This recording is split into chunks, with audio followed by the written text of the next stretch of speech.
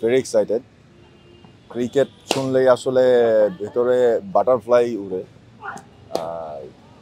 সব সময় ক্রিকেটটাকে প্রাধান্য দিয়েছি বা অনেক সময় অনেক জায়গায় বলেছি যদি আমি অ্যাক্টর না হতাম হয়তোবা ক্রিকেটার হতাম।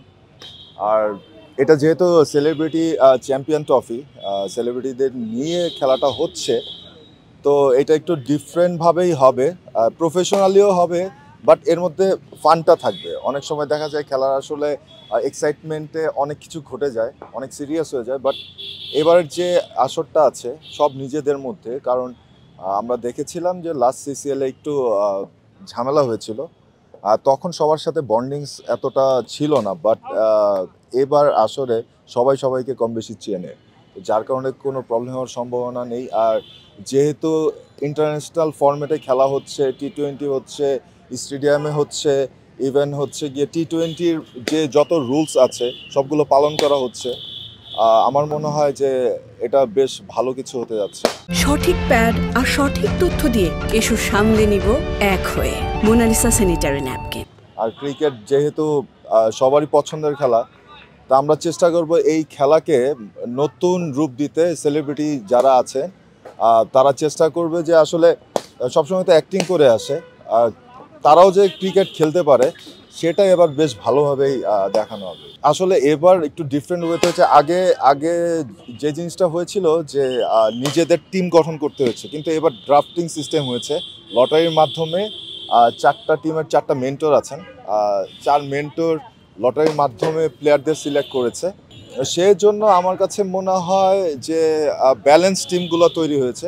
আমার কাছে তো আমার টিমের যে প্লেয়ারগুলো আছে আমার কাছে তো বেস্ট টিম মনে হয়।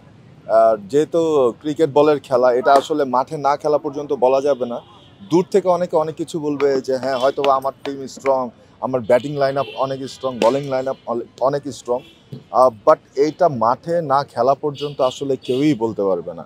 কিন্তু আমি যতটুকু প্র্যাকটিস করছি আমার টিমমেটদের সাথে, আমার কাছে মনে হচ্ছে তারা বেশ ভালো কোয়ালিফাইড, একটা ভালো লড়াই হতে যাচ্ছে।